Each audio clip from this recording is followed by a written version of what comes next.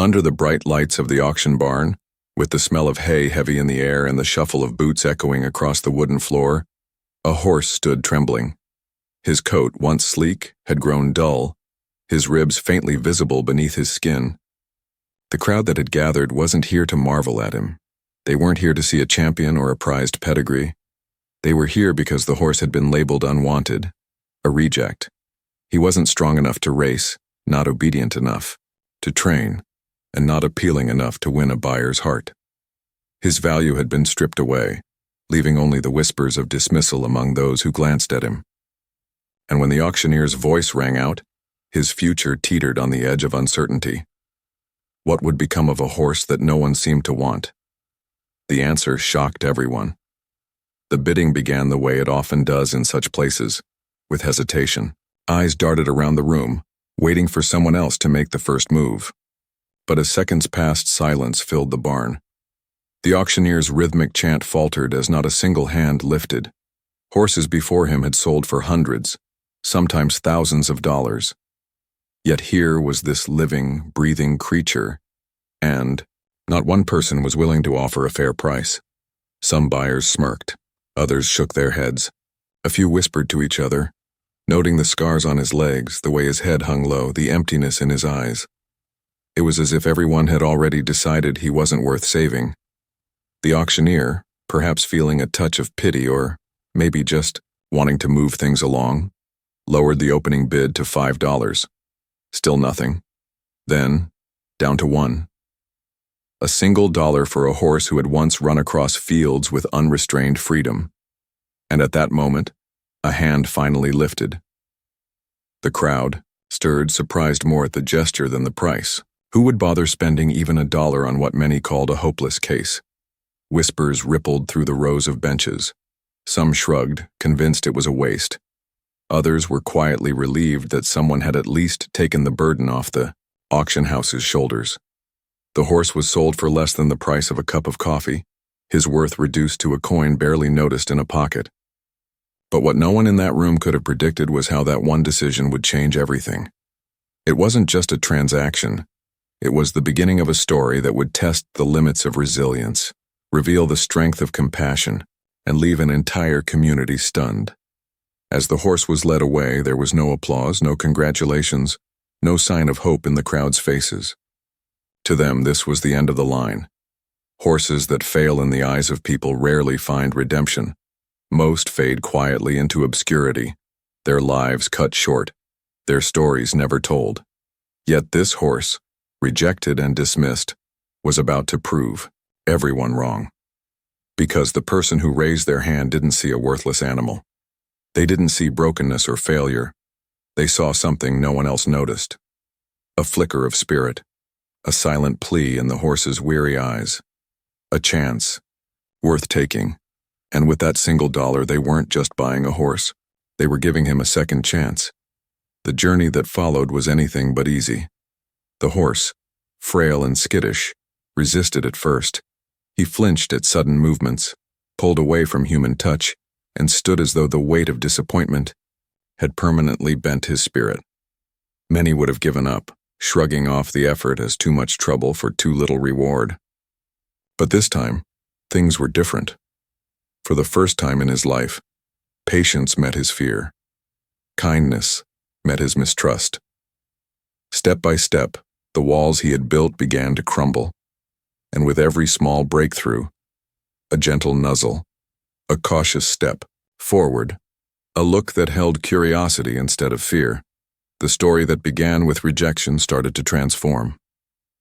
The town soon noticed. Neighbors who once scoffed at the idea of spending $1 on the horse began to watch from the sidelines. At first it was disbelief. Then it turned into curiosity. People wanted to know if the rumors were true. Could this worthless animal really change? Could a creature thrown away by the world become something extraordinary?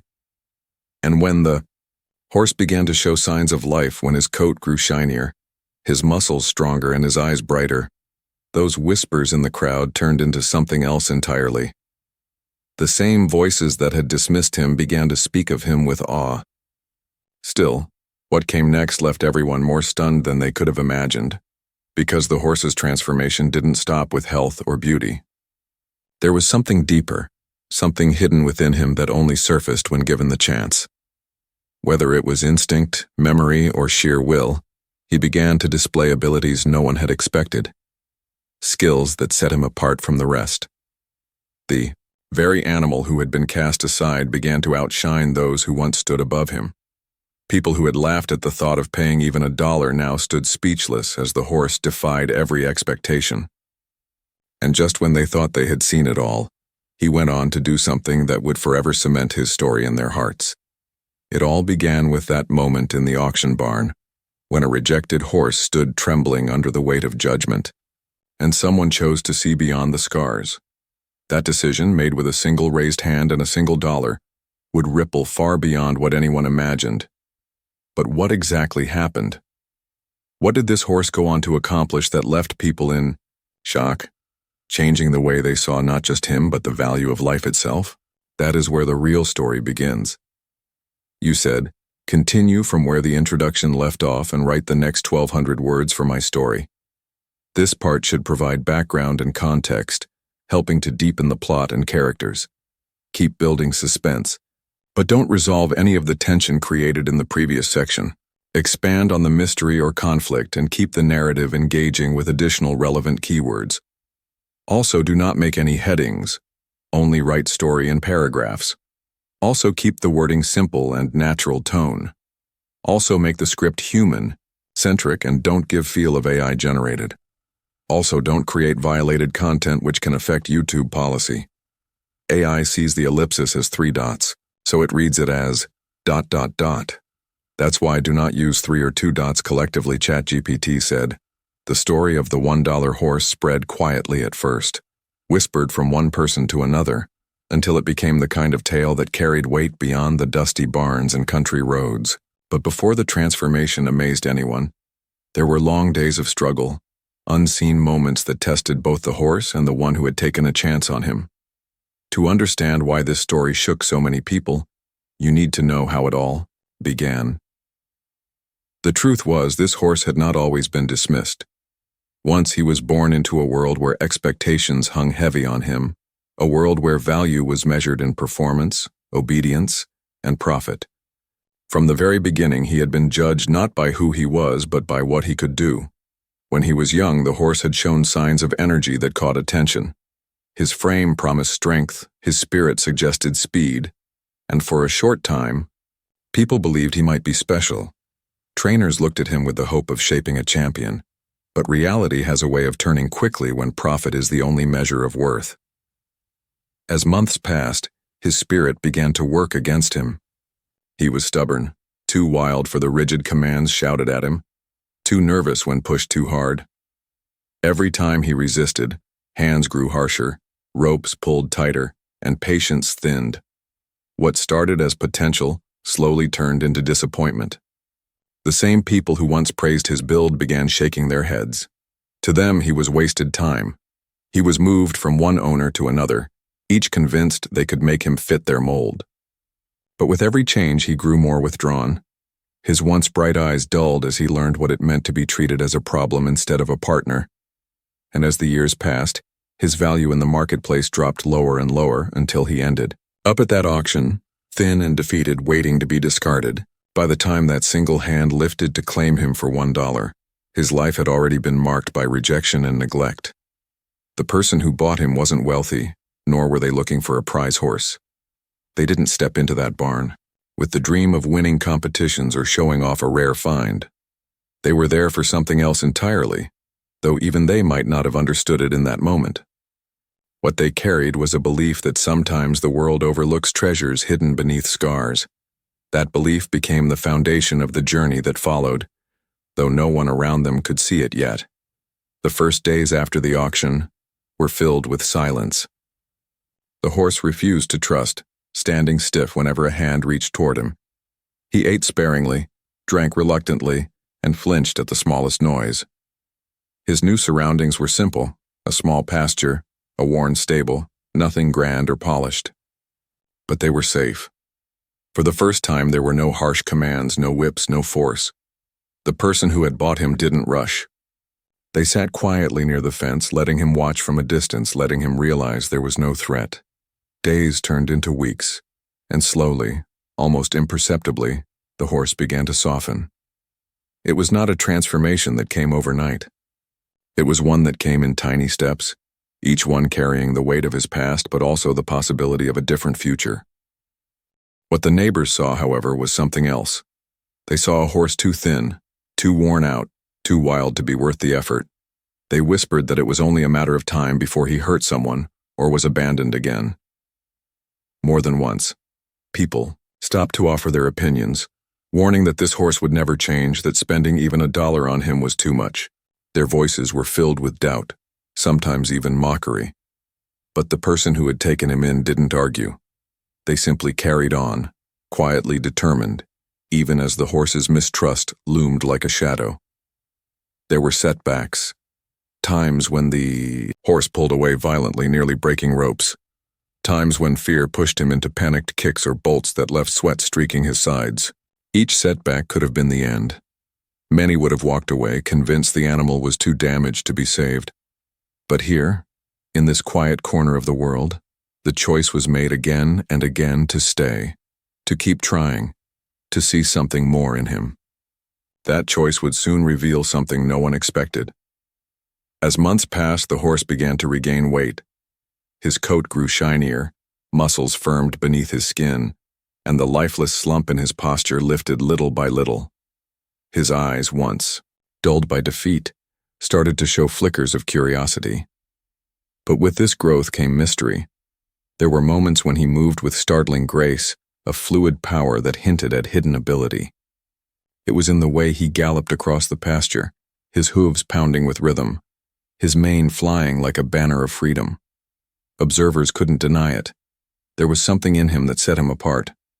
But no one could say for certain what it meant. Was it just a spark of life returning, or was there something deeper waiting to emerge? The whispers grew louder in town. People who had dismissed him as worthless began watching closely. Some were skeptical, convinced it was just temporary. Others felt uneasy, as if the horse's sudden change challenged their ideas of value and judgment. Still, the one who bought him never spoke much about it. They kept working quietly, day after day, building trust with the horse in ways too subtle for outsiders to notice. A gentle pat, a soft voice, a patient wait. These were the tools that replaced harsh whips and shouts. And slowly, a bond began to form. But bonds are fragile, especially when shadows of the past linger. The horse still carried scars, both on his body and in his memory. Loud noises made him tremble. Sudden movements triggered panic. Trust came, but it came in fragments, easily shattered. Each breakthrough was a victory, but each relapse was a reminder of how deep his wounds ran. And yet, even in those moments of fear, there was something undeniable. The horse was beginning to fight for life again. What no one could have guessed was that hidden within this struggle lay the foundation of a story that would one day captivate everyone who had ever doubted him.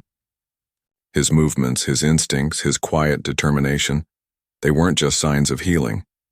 They were glimpses of something greater, something waiting to be revealed. The question wasn't whether he would survive. The question was what he might become if given the chance. And that question, unspoken but pressing, began to hang in the air like a promise of something extraordinary.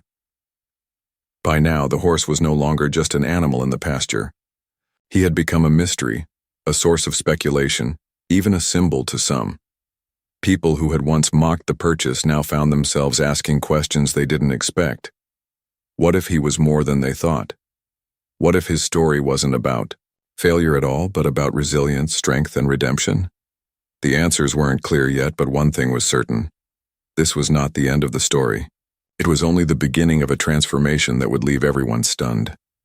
And as night settled over the quiet stable, with the horse standing calm for the first time in years, the weight of what lay ahead hung in the silence. Something was stirring. Something far greater than anyone could have imagined. And soon the world would see it unfold. Morning began with a thin frost on the fence rails. and a low mist hanging over the pasture. The horse stood near the gate, ears forward, watching the lane as if expecting someone. That alertness had become part of the routine. He was no longer the dull-eyed figure from the auction barn. He listened. He learned. He waited. And with each new day, the quiet bond between him and the one who had bought him drew tighter. Yet with that bond came a new kind of pressure. Whispers had turned into attention. Attention had begun to stir friction. It started with a visit from a man in a clean truck, the kind with magnetic logos on the doors and a folder balanced on his knee. He introduced himself as a representative for a stable a few towns over. He said they had records showing the horse had once been theirs as a colt, identified by a faded brand and a microchip.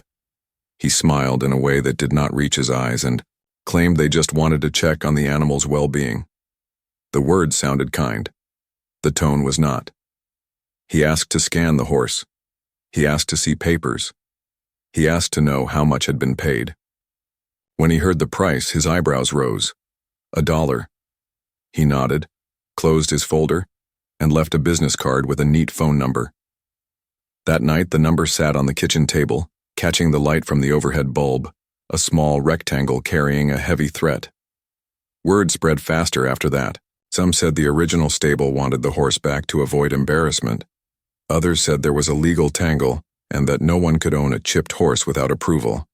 None of that had been mentioned at the auction. None of it had mattered, when no one would lift a hand.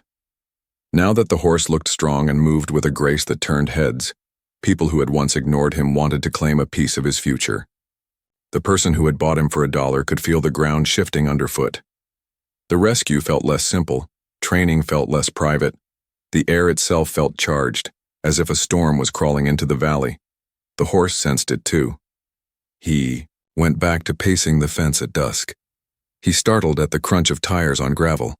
He took comfort in small rituals, a handful of hay from a familiar palm, a quiet word before the halter went on, a slow brush along the neck while sparrows chattered on the roof. Trust was still there, but it was thinner now, stretched like a wire across a gap. Every knock on the door plucked that wire. A veterinarian arrived at the request of the same stable. The person who owned the horse agreed to the exam because there was nothing to hide. The vet was careful and professional, scanning the shoulder and confirming the microchip number.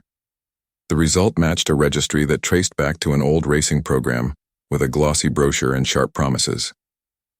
The horse had been trained young. He had failed young. He had been passed along until someone gave up. The vet knelt in the straw and looked into the horse's face.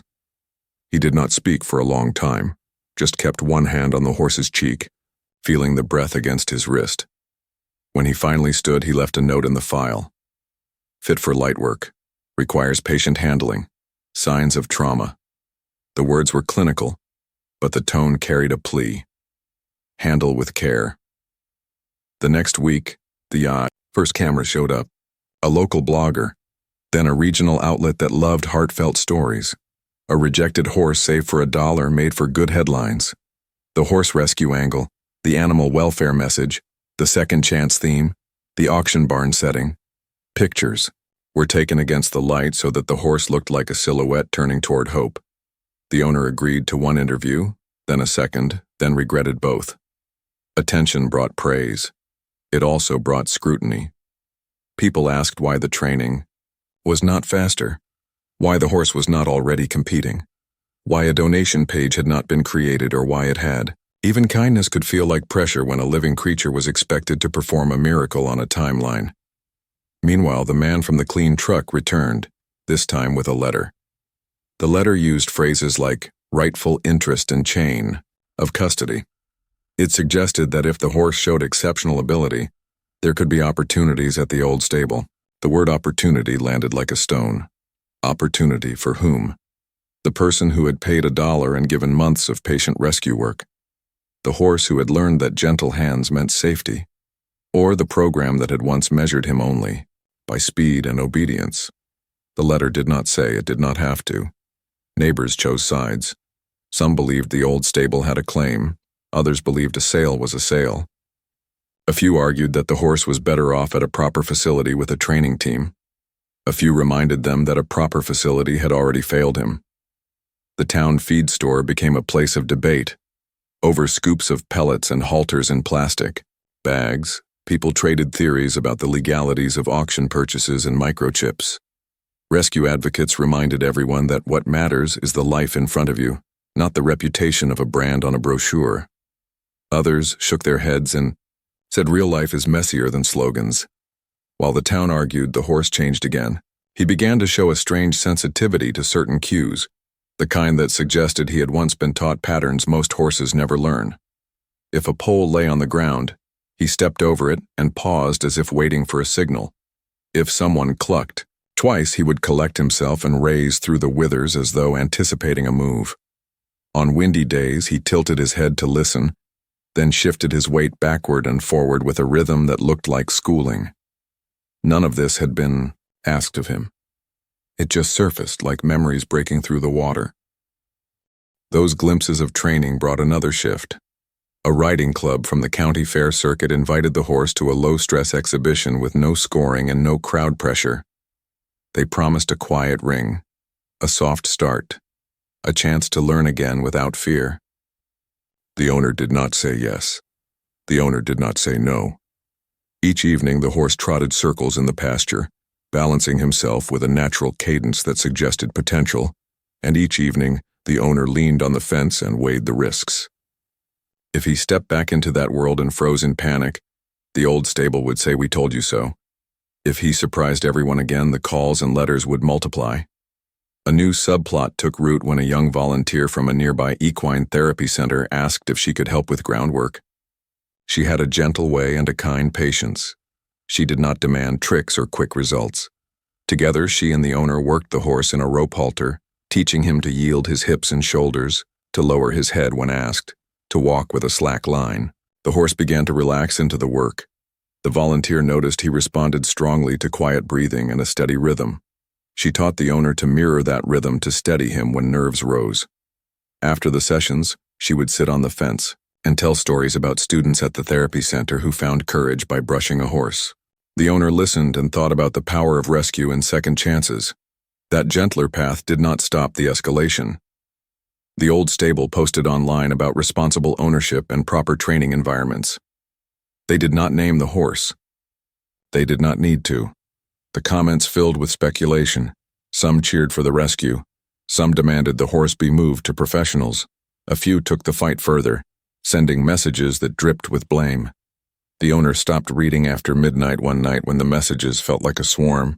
Another voice entered the noise. A farrier who had worked for both the old stable and small family barns stopped by after hearing about the situation. He looked at the horse's feet, nodded at the progress, and then said something that hung in the air. There is more than one way to break a horse. You can break his body, or you can break his trust. Getting the first fixed is the easy part. He shaped the shoes carefully and left a receipt with no charge scrawled at the bottom. It was a simple act of solidarity, but it brought tears to the owner's eyes after the door closed. A storm finally rolled into the valley. Wind pressed against the barn doors and rain hammered the roof. Thunder shook loose memories the horse could not name. He reared in the stall, eyes white with fear, and the owner stepped inside without hesitation. There were no whips or sharp commands. There was a steady voice counting breaths. There was a hand laid flat against a trembling neck. There was a rope held loose so the horse could turn his head and see that no force would fall on him.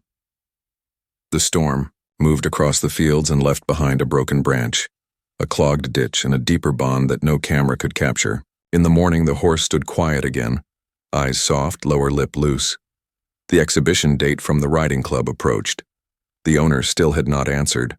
The therapy center offered an alternative. Bring him to our arena on a quiet day. No spectators, no expectations, just movement and kindness. The owner considered it. The old stable responded with a formal letter stating they would send a trailer on the day of the county event to provide transport and assessment. The phrasing was cold. The intent was clear. They wanted the horse back in their orbit. Another angle complicated the week. The auction house, now aware of the stir, produced a copy of the bill of sale and a paragraph in the listing terms stating that all sales were final. It seemed simple.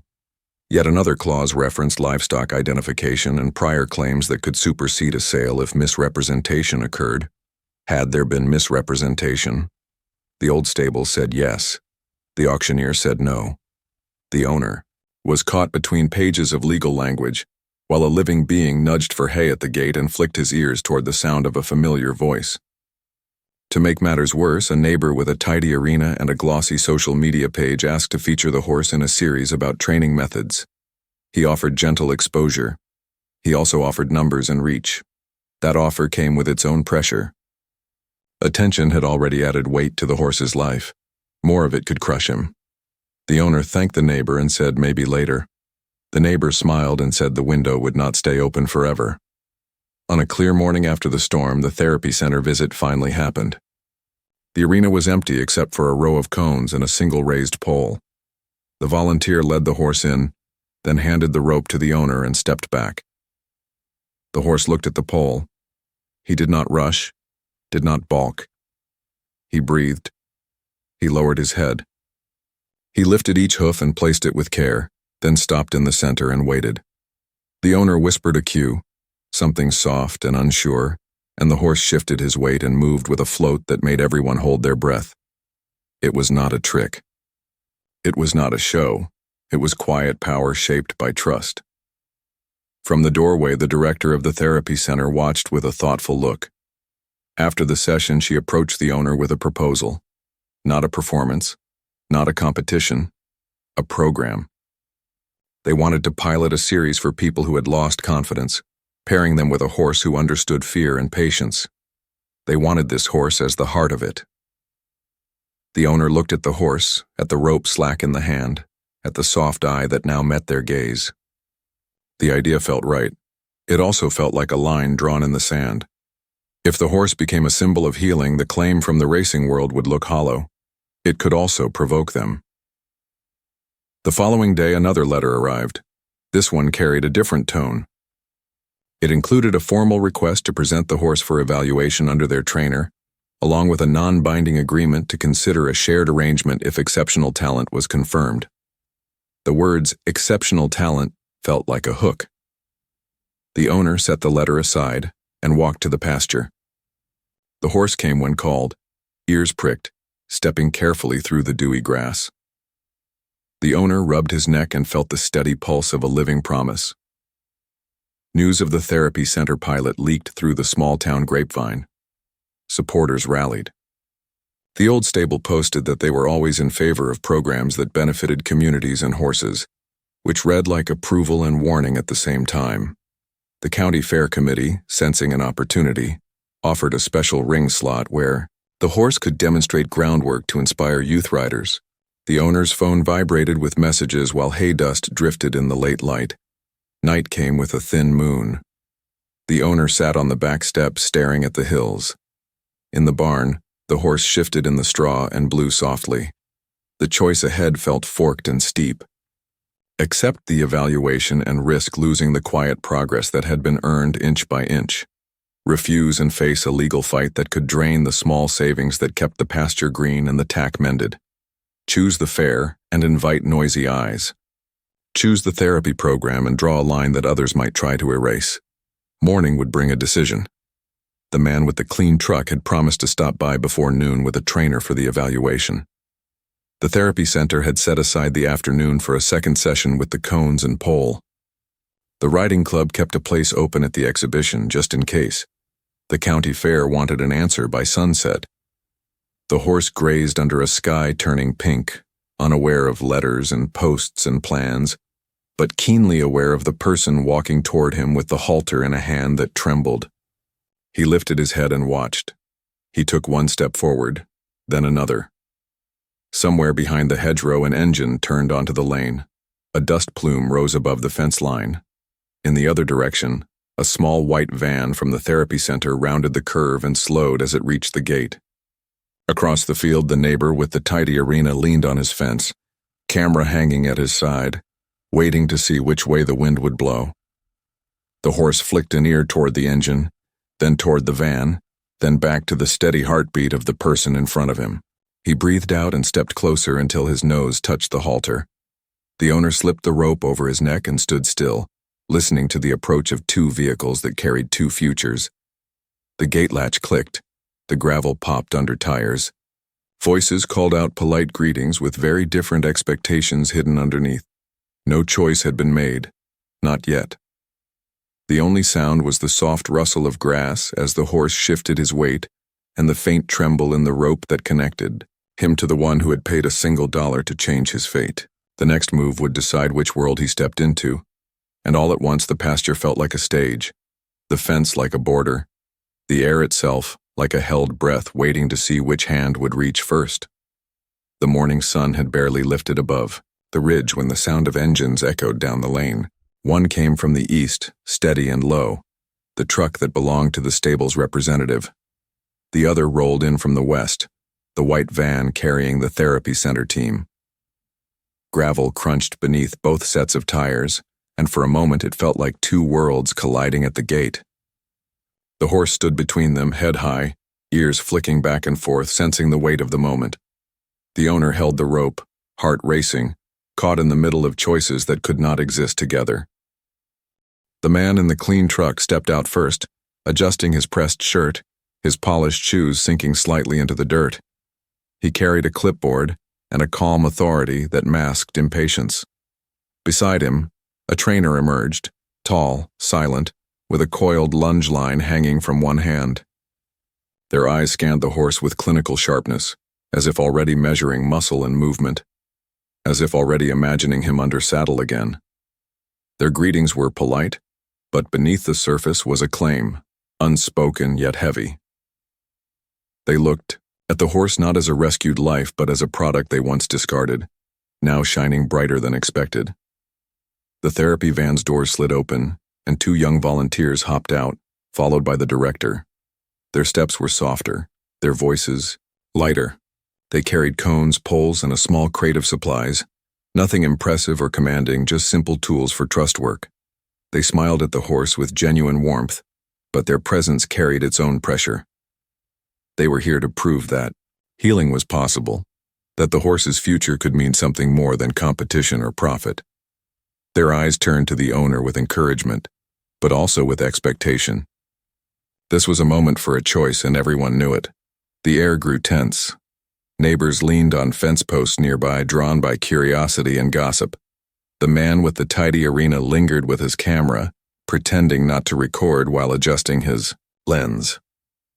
The horse shifted his weight, pulling slightly against the rope, sensing the tension in the hands that held him. His nostrils flared and his tail flicked. It was as if he felt the battle of intentions pressing in from all sides, demanding a decision he could not make for himself. The representative cleared his throat. He said the stable had rights, that the horse bore their mark and history, and that they were offering a path forward with resources and facilities no small farm could provide. He spoke in smooth phrases, talking about opportunity, potential, reputation. His trainer nodded once, eyes still fixed on the horse, reading every twitch, every muscle. It was not a request. It was an expectation wrapped in legal language. The therapy director countered with quiet words. She said the horse had already found a new path, that his progress was not measured in ribbons, but in calm breaths and lowered heads. She spoke about children who trembled before touching a horse and found courage in its stillness. She painted a picture of lives changed not through speed, but through connection. Her words were simple, but carried the weight of something deeply human. It was not a demand. It was an invitation built on hope. The owner stood in the middle, heart torn between two futures. The rope trembled in their hand. Every eye was on them, waiting for a gesture, a word, a choice. But before anything could be said, the horse reared, slightly, startled by the distant crack of a gate slamming somewhere down the road. His hooves struck the ground, his body arched, and in that moment, every side tensed. The trainer tightened his grip on the lunge line, ready to take control. One of the therapy volunteers whispered for calm. The owner tightened the rope but did not pull, whispering the horse's name, steadying their breath until his front hooves sank back into the dirt. The moment passed, but the tension did not. The representative seized on the display, pointing. Out the danger, the lack of discipline. He said the horse needed structure, that without proper handling he was a risk to himself and others. His words rang sharp, cutting through the murmurs of the crowd. The therapy director answered just as quickly, saying, "Fear is not fixed by force, that healing cannot be rushed." Her voice trembled with urgency, but her conviction held steady. Each argument struck like hammer blows against the fragile calm of the morning. The horse flicked an ear back toward the owner, eyes searching for direction. It was as if he knew his fate was being written in words he could not understand but could feel. The crowd held its breath. Even the birds in the hedgerow seemed to fall silent. Then came another interruption. A deputy's car rolled up the lane, dust trailing behind it. The county had sent him after receiving complaints about ownership disputes. He stepped out, adjusting his hat, scanning the scene with practiced detachment. He asked for papers. The representative produced documents thick with signatures. The therapy director held out nothing but a simple statement of intent. The owner handed him the auction receipt, a crumpled slip with a single line that read, "Paid in full, $1." The deputy studied each in silence, his face unreadable. He said the law could argue either way, that it was not his place to decide. But he also said this: whatever happened, it should not happen here in a field with tempers running high. His voice carried authority, and the crowd shifted uneasily. He suggested the horse be shown, not for judgment but for proof of his condition. He wanted to see if the animal was truly fit, or if the concerns of the stable carried merit. The owner hesitated. The therapy director nodded gently, encouraging. The representative smirked, certain the horse's fear would betray him. The trainer stepped forward, lunge line in hand, but the deputy raised a palm. "No, let the one who brought him here handle him. The horse belongs to them until proven otherwise." The trainer stepped back, silent, eyes narrowing. The owner led the horse into the pasture ring. The ground was soft, the grass short. The crowd pressed closer to the fence. The horse snorted, ears swiveling at the sound of so many voices. The owner whispered, touched his shoulder, guided him forward. He walked stiff at first, neck high, eyes wide. The representative folded his arms, waiting for a mistake. The therapy volunteers clasped their hands, whispering encouragement under their breath. The deputy watched, expression still flat. Then, something shifted. The owner breathed slow, steady, shoulders relaxing. The horse mirrored it, lowering his head, steps evening out. They circled the ring once, twice, each time smoother than before. When they reached the far side, the horse paused, ears flicking, back toward the owner's voice, and then stepped calmly over a ground pole left from training. The crowd murmured.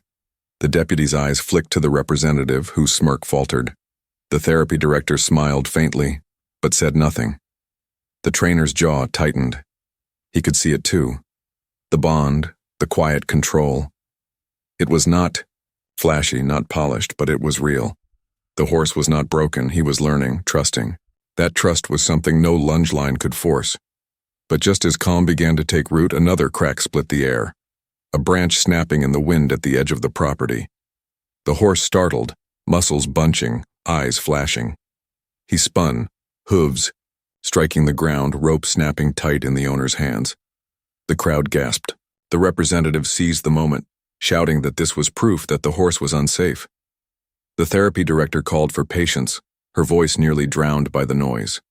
The deputy took a step forward, hand hovering near his belt as if sensing the danger of a crowd about to boil over. The horse trembled, caught between fear and trust, eyes rolling white, muscles ready to bolt.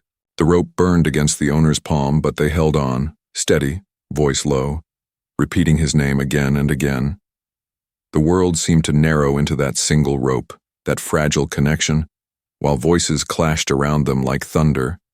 Every second stretched, pulling tighter, building toward something that could shatter at any moment.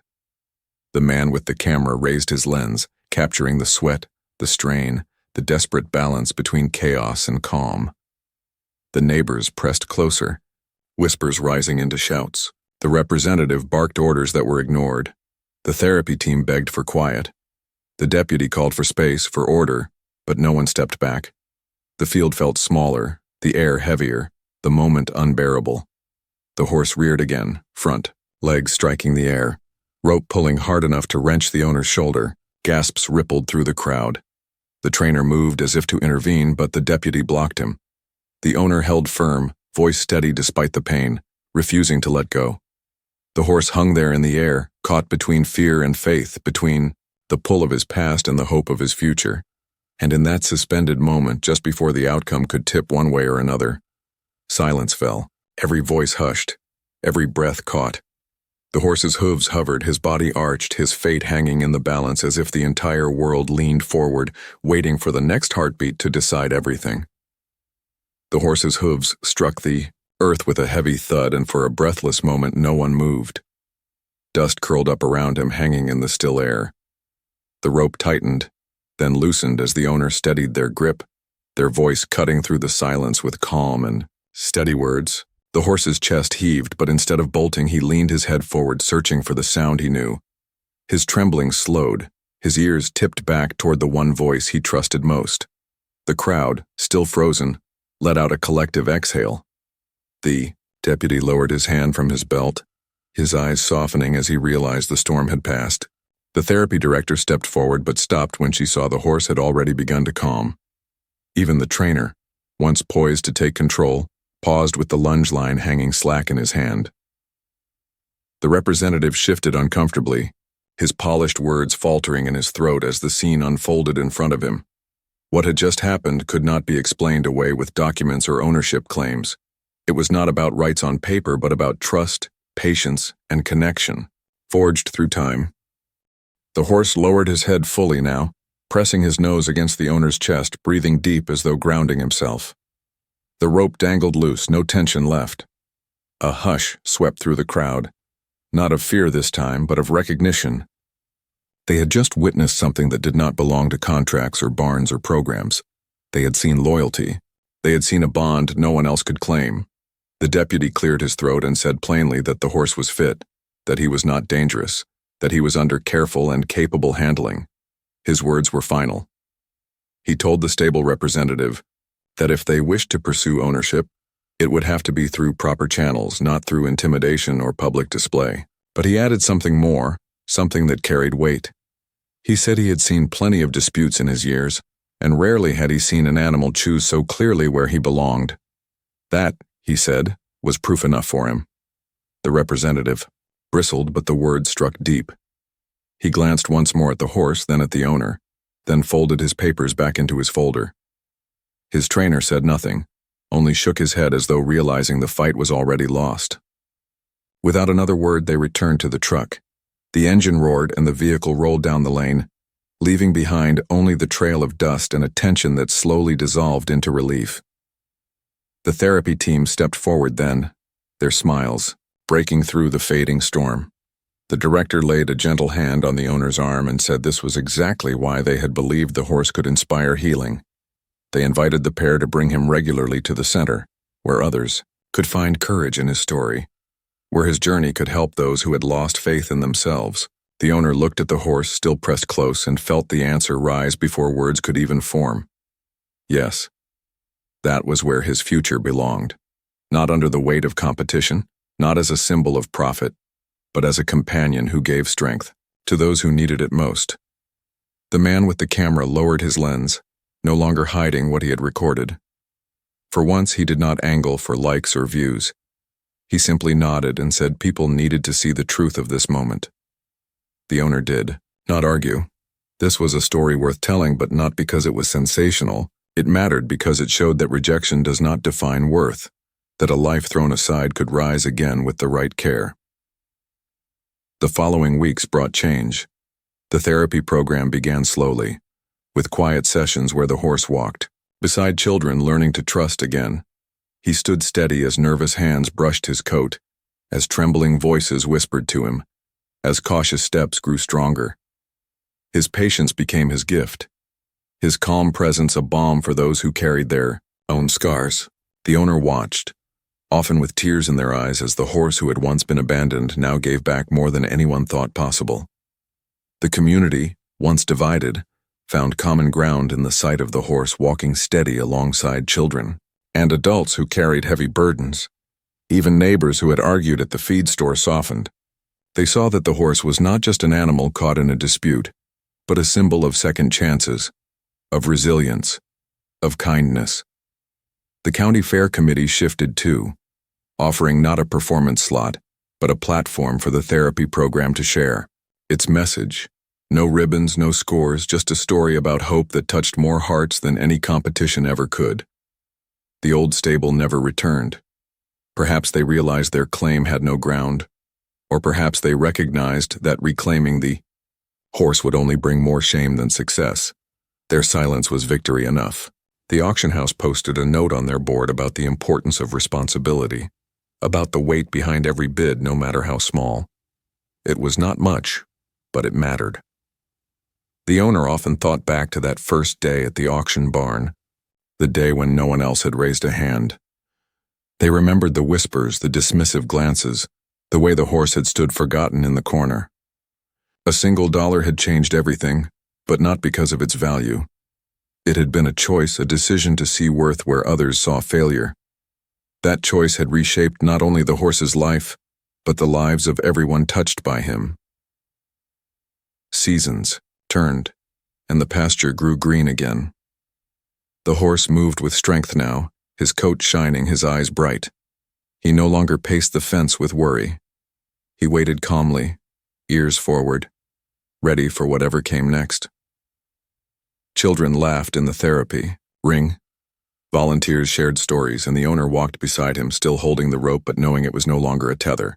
It was simply a line of connection, soft and steady, built on trust that needed no force. Looking back, the conflicts that once felt unbearable seemed like steps on the path to this very place. The disputes, the letters, the shouting matches by the fence, they had all led to a moment of truth when the horse chose where he belonged. That choice had carried more weight than any paper, more power than any threat. It was the kind of truth that lingered, the kind people carried home and remembered long after. The story spread beyond the valley. Articles were written, videos shared, but they told more than just the tale of a horse bought for $1. They spoke about resilience, about healing, about the bond between human and animal. They carried the message that no life is beyond saving, that patience can unlock strength where fear once lived. Families who had never stepped near a horse came to the center, curious at first, but left with something deeper, a sense of hope, a reminder of what kindness could do, and so the journey found its resolution. The rejected horse, once sold, for a single dollar became a symbol of change, not because of grand victories in an arena, but because of quiet moments in a dusty ring where trembling hands found courage. His story ended not in competition, but in compassion, not in ownership, battles, but in shared healing. The owner often stood at the pasture gate at dusk, watching the horse graze under the fading light. They thought about the long road that had brought them here, the struggles and fears, the moments when everything seemed ready to break. Yet here he was, strong, calm, and free in his own way. They reached out, and as always, the horse came to them, steady and sure. That was the true victory. Not money, not fame, not recognition, but a bond that had endured every trial and emerged unbreakable. The lesson was simple, but lasting. Value is not measured in price. Healing takes time. Trust is stronger than fear, and sometimes the smallest choices, a raised hand in a crowded auction, a whispered word in a storm, can change everything. In the end, the horse was no longer just a story of rejection. He was a living reminder that second chances are worth fighting for, that even those cast aside carry untold potential, and that with patience and love the broken can become whole again. The pasture lay quiet, the sky painted in gold, and the horse lifted his head toward the one who had believed in him from the start. Together, they had rewritten his fate, and in doing so, they had left behind a story that would never be forgotten. Top of form, bottom of form.